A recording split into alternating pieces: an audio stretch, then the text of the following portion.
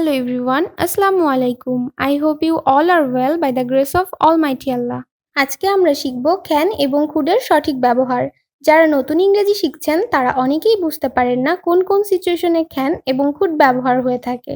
ক্যানের পরিবর্তে কি কুড ব্যবহার করা যায়? এগুলো নিয়ে অনেক কনফিউশনে পড়ে থাকেন। আজকের ভিডিওতে আমি ক্যান এবং কুডের ব্যবহার খুব সহজে উদাহরণের মাধ্যমে বুঝিয়ে দিব, যেন পরবর্তীতে ক্যান এবং কুডের ব্যবহার নিয়ে আপনাদেরকে আর কোনো কনফিউশনে পড়তে না হয়। ভিডিওটি স্টার্ট করার আগে চলুন জেনে নেই মডেল ভার্ব কাকে বলে। ইংরেজিতে কিছু ভার্ব রয়েছে যেগুলো সক্ষমতা, সামর্থ্য, আদেশ, অনুরোধ, অনুমতি প্রদান বা গ্রহণ, ইচ্ছা ইত্যাদি প্রকাশ করতে ব্যবহৃত হয়। তাদেরকে মডাল অক্সিলারি ভার্ব বা সংক্ষেপে মডেল ভার্ব বলে। যেমন can, could, shall, should, will, would, may, must, might, ought to ইত্যাদি।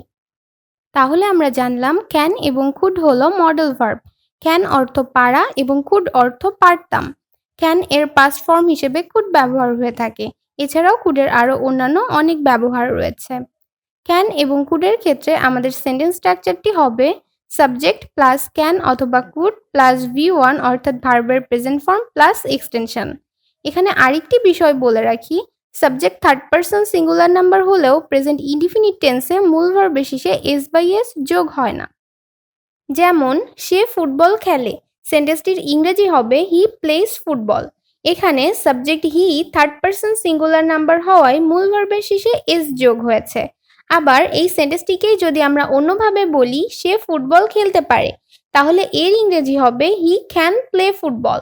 এখানে subject he third person singular number হওয়া সত্ত্বেও মূল ভার্বের শেষে S/S যোগ হয়নি, কারণ এখানে ক্যান ব্যবহার করা হয়েছে।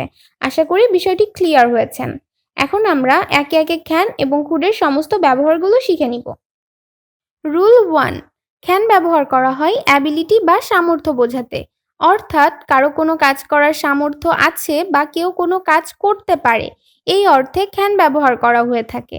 আর কুড ব্যবহার করা হয় ফাস্ট অ্যাবিলিটি বা অতীতের সামর্থ্য বোঝাতে, অর্থাৎ অতীতে কারো কোনো কাজ করার সামর্থ্য ছিল বা অতীতে কেউ কোনো কাজ করতে পারত, এই অর্থে কুড ব্যবহার করা হয়ে থাকে। চলুন কিছু উদাহরণের মাধ্যমে বিষয়টি ক্লিয়ার করা যাক। প্রথমেই দেখে নিব অ্যাবিলিটি বা সামর্থ্য বোঝাতে ক্যানের ব্যবহার। আমি কাজটি করতে পারি সেন্টেন্সটি দ্বারা আমার কোনো কাজ করার অ্যাবিলিটি বা সামর্থ্য বোঝাচ্ছে, তাহলে এ ধরনের সেন্টেন্সের ক্ষেত্রে আমরা ক্যান ব্যবহার করব। তাহলে সেন্টেন্সটির ইংরেজি হবে I can do the work. একইভাবে সে অনর্গল ইংরেজি বলতে পারে, বাক্যটির মাধ্যমে কারো ইংরেজি বলার দক্ষতা প্রকাশ পাচ্ছে, তাহলে এক্ষেত্রেও আমরা ক্যান ব্যবহার করব। তাহলে সেন্টেন্সটির ইংরেজি হবে he can speak English fluently. একইভাবে আমি খুব ভালো সাঁতার কাটতে পারি, I can swim very well. পাখিরা উড়তে পারে, বার্ডস ক্যান ফ্লাই। তাহলে আমরা জানলাম কোনো বাক্যের শেষে পারি, পারে, পারেন কথাগুলো উল্লেখ থাকলে সেক্ষেত্রে আমরা ক্যান ইউজ করব। এবার আমরা দেখব কুডের ব্যবহার। কুডকে আমরা ব্যবহার করে থাকি ফাস্ট অ্যাবিলিটি বা অতীতের সামর্থ্য বোঝাতে। যেমন আমি কাজটি করতে পারতাম, বাক্যটির মাধ্যমে আমার অতীতের কোনো কাজের সামর্থ্য প্রকাশ পাচ্ছে, তাহলে এ ধরনের সেন্টেন্সের ক্ষেত্রে আমরা কুড ইউজ করব। তাহলে সেন্টেন্সটি ইংরেজিতে হবে I could do the work.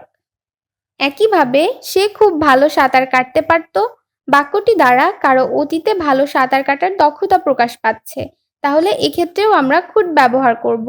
তাহলে সেন্টেন্সটির ইংরেজি হবে he could swim very well. আমি তাড়াতাড়ি লিখতে পারতাম, আই কুড রাইট ফাস্ট। তিনি দ্রুত হাঁটতে পারতেন, হি কুড ওয়াক ফাস্ট। তাহলে কোনো বাক্যের শেষে পারতাম, পারতো, পারতেন কথাগুলো উল্লেখ থাকলে সেক্ষেত্রে আমরা কুড ইউজ করব। রুল 2, ক্যান ব্যবহার করা হয় নর্মাল রিকোয়েস্ট বা সাধারণ অনুরোধ বোঝাতে, আর কুড ব্যবহার করা হয় পোলাইট রিকোয়েস্ট বা ভদ্রচিত অনুরোধ বোঝাতে। নর্মাল রিকোয়েস্ট বা সাধারণ অনুরোধের ক্ষেত্রে ক্যানের কিছু ব্যবহার দেখে নেই। তুমি কি আমার জন্য অপেক্ষা করতে পারবে? বাক্যটি দ্বারা কাউকে সাধারণভাবে কোনো অনুরোধ করা হচ্ছে, পোলাইট ওয়েতে নয়, তাহলে এ ধরনের সেন্টেন্সের ক্ষেত্রে আমরা ক্যান ইউজ করব। তাহলে সেন্টেন্সটি ইংরেজিতে হবে can you wait for me. একইভাবে তুমি কি আজ আসতে পারবে? Can you come today. তুমি কি এটা আমাকে দিতে পারবে? Can you hand over it to me. তুমি কি আমাকে সাহায্য করতে পারবে? Can you help me. এখানে প্রতিটি বাক্য প্রশ্নবোধক হওয়ায় ক্যান সেন্টেন্সের শুরুতে ইউজ হয়েছে। এবার আমরা দেখব খুডের ব্যবহার। পোলাইট রিকোয়েস্ট বা ভদ্রচিত অনুরোধের ক্ষেত্রে আমরা খুড ব্যবহার করে থাকি। যেমন, আপনি কি দয়া করে আপনার নামটা বলতে পারবেন? বাক্যটি দ্বারা কাউকে ভদ্রভাবে কোনো অনুরোধ করা হচ্ছে। তাহলে এ ধরনের সেন্টেন্সে আমরা খুড ব্যবহার করব। তাহলে সেন্টেন্সটি ইংরেজিতে হবে, could you please tell me your name? একইভাবে, আপনি কি আমাকে কিছু টাকা ধার দিতে পারবেন? এখানেও পোলাইট ওয়েতে কাউকে কোনো রিকোয়েস্ট করা হচ্ছে। তাহলে সেন্টেন্সটিকে আমরা ইংরেজিতে বলবো, could you lend me some money? দয়া করে আমাকে সময়টা বলতে পারবেন? Could you please tell me the time? Rule 3, can ব্যবহার করা হয় পারমিশন বা অনুমতি বোঝাতে, আর কুড ব্যবহার করা হয় পোলাইট পারমিশন বা ভদ্রচিত অনুমতি বোঝাতে।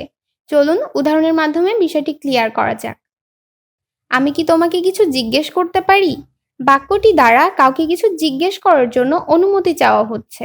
যেহেতু পারমিশনটি নর্মাল ওয়েতে চাওয়া হচ্ছে, পোলাইট ওয়েতে নয়, তাই এ ধরনের সেন্টেন্সের ক্ষেত্রে আমরা ক্যান ইউজ করব।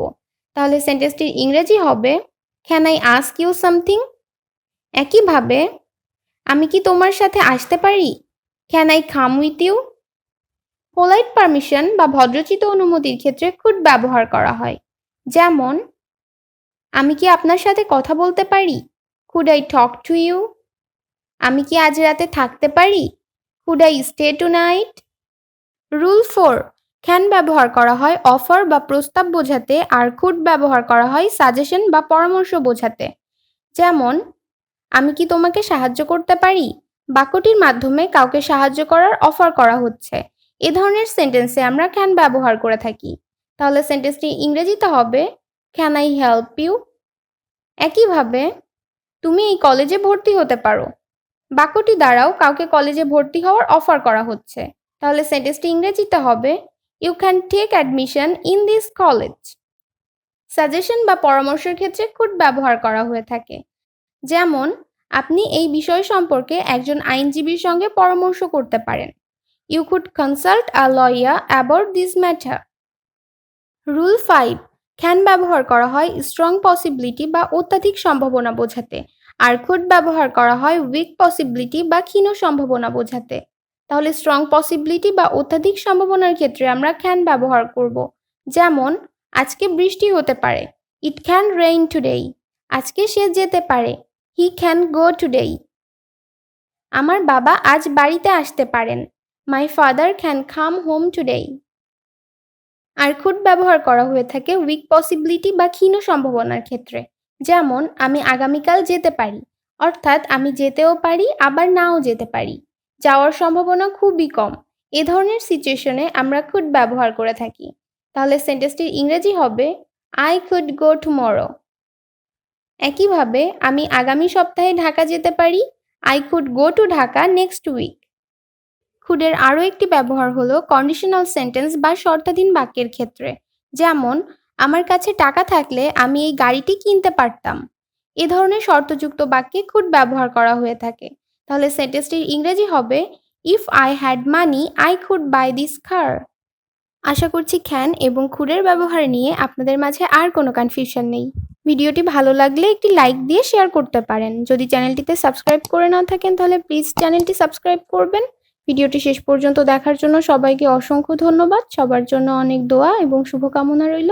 আল্লাহ হাফেজ। আসসালামু আলাইকুম।